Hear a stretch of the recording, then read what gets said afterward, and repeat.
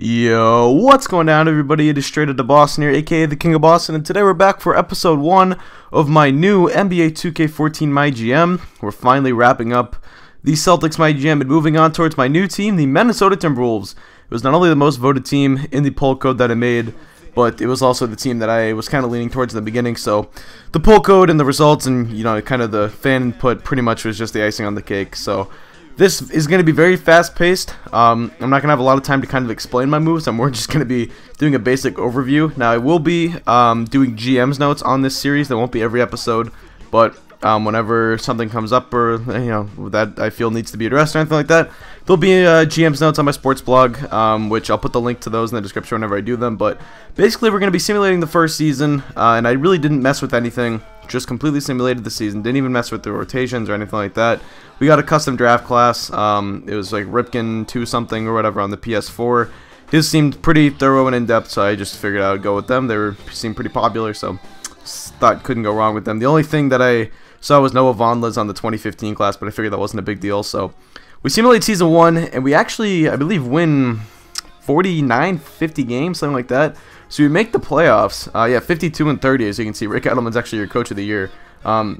We don't get anyone on the All-NBA teams. I'm surprised Kevin Love. I guess Kevin Love was hurt for a little bit of the year, which makes it even more surprising that we won 52 games. But either way, we're going into the first round of the playoffs, and you can see we're actually being praised for our job in year 1, even though we really haven't done anything. So we're going up against the Denver Nuggets. We're going to end up simulating, and we lose in 6, which is fine. I really, if anything, didn't really want to make the playoffs because it was going to hurt our draft pick. And maybe in hindsight, we should have tried a little bit harder to sort of tank. But like I said, I kind of wanted things to just go very normal or whatever throughout the first year. I didn't want to mess with too much. So the Nuggets actually make the NBA Finals, go up 3-1 on the Heat, and the Heat come back and win in 7. So your 2015 or 2014, I should say, NBA champions are the Miami Heat. LeBron is the Finals MVP. Take a look at everyone who is retiring.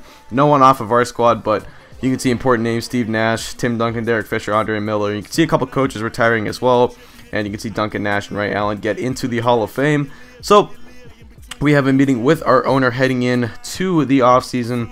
He wants us to bring some excitement into the team.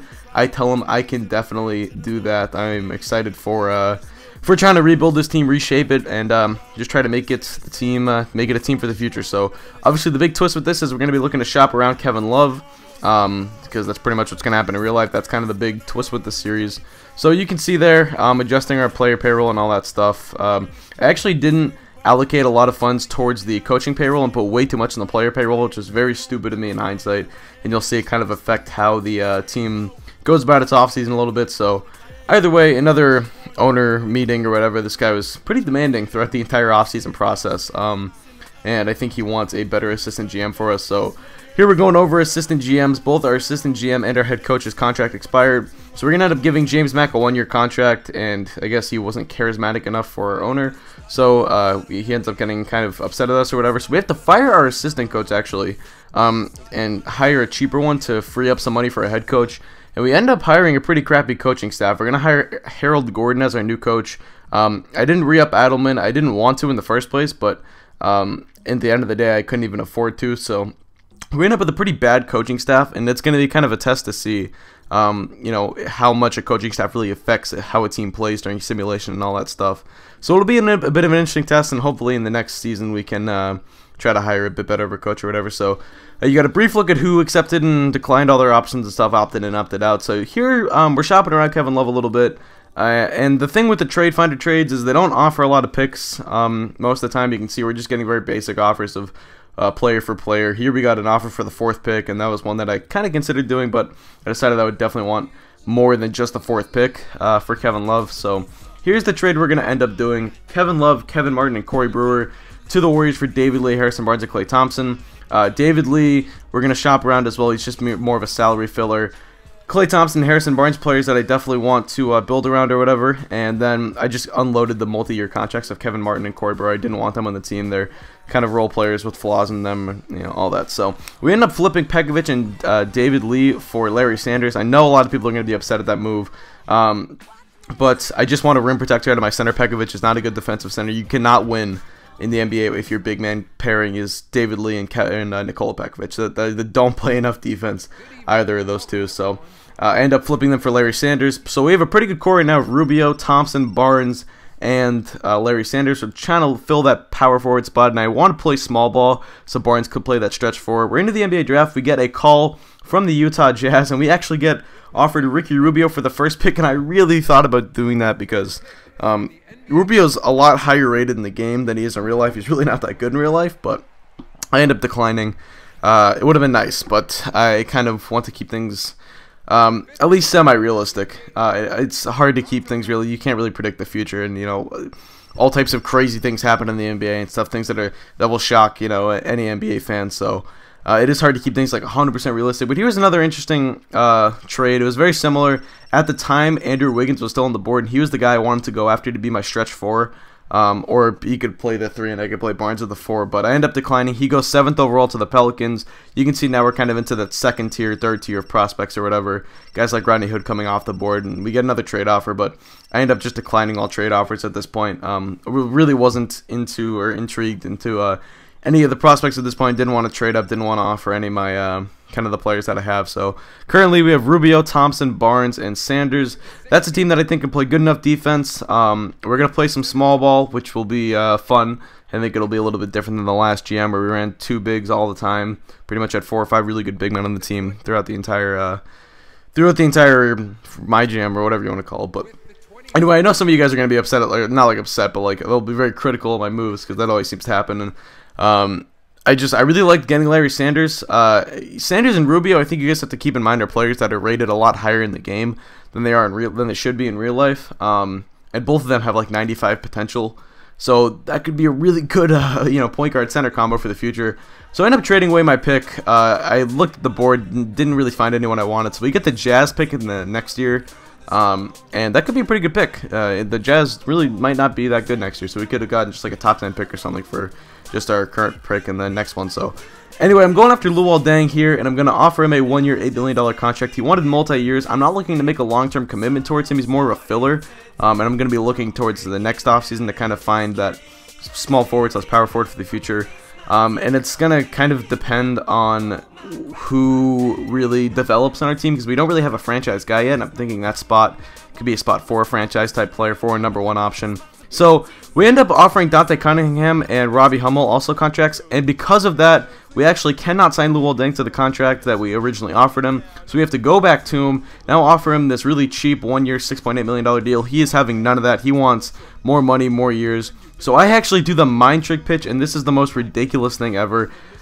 All I do is pay for 1500 VC or whatever. I bought all the intelligent level things for the MyGM attributes. So the persuasive pitch, and I mean this is like the cheesiest thing ever. I don't know how it works if you really lowball him and offer him like a 1-year, like $2 million contract, but spoiler alert, he's going to end up taking the contract 1 year and about $7 million. So Deng to our team, he will probably be the 3 or the 4. I'm not sure.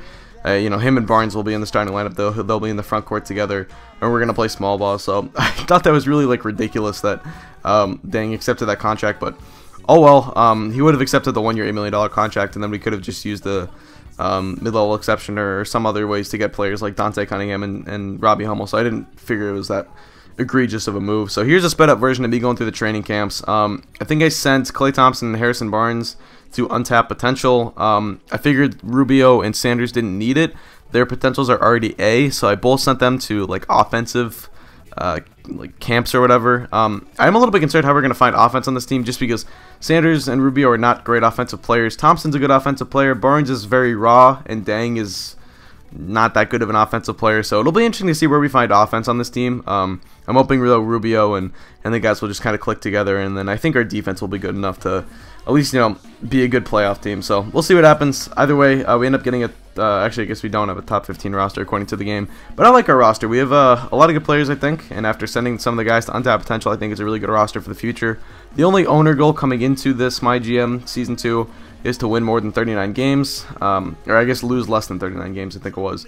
And I told them we'll do that easily. So I ended up trading Robbie Hummel and Zaza Pachulia for Channing Frye. I had like 4 centers on the team at this point. Pachulia came over in the Sanders deal. So I just wanted someone who could stretch the floor a little bit better out of a big man. We still have Gorgie Deng and Luol Deng, or not Gorgie Deng. Well, we have both those guys actually. But we have Gorgie Deng and Larry Sanders. I don't feel like I need any other center, so I wanted to flip them for a power forward. And I wanted to trade either Robbie Hummel or Luke Ricard and Batamute because we had like 4 small forwards, so ended up flipping them both. So that's gonna do it. So thank you guys for watching. Hope you did enjoy. I know that was really fast paced, and I kind of apologize for not getting to everything and explaining it thoroughly through or whatever. But anyway, I know you guys, like I said, I know you guys are probably gonna disagree with some of the moves I made. Very like self-conscious of the fact that fact, but. Anyway, I'm hoping you guys will be excited for the team.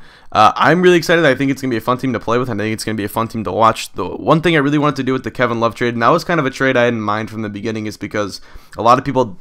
well, I almost thought I dropped a quarter. A lot of people don't enjoy just watching all the created rookies or whatever play, so I figured I'd go after real players like Thompson and Barnes, which is a trade that has been rumored in real life or whatever, so I figured it was, pretty realistic. And then, flipping Lee and Pekovic for Sanders. Sanders has been rumored to be on the block for a while, and the Bucks just got a new ownership. A lot of time, new ownerships end up, trying to win now and try to compete now and sell tickets and do all that stuff. New ownership groups are always very excited for owning a franchise, and they want it to be good right away. So, figured that kind of made sense on their end. But anyway, so that's going to do it. Hope you guys did enjoy. Hope you guys are excited for the new franchise. Thanks for watching. Hope you did enjoy. For like the 3rd time, it says I'm out. Peace.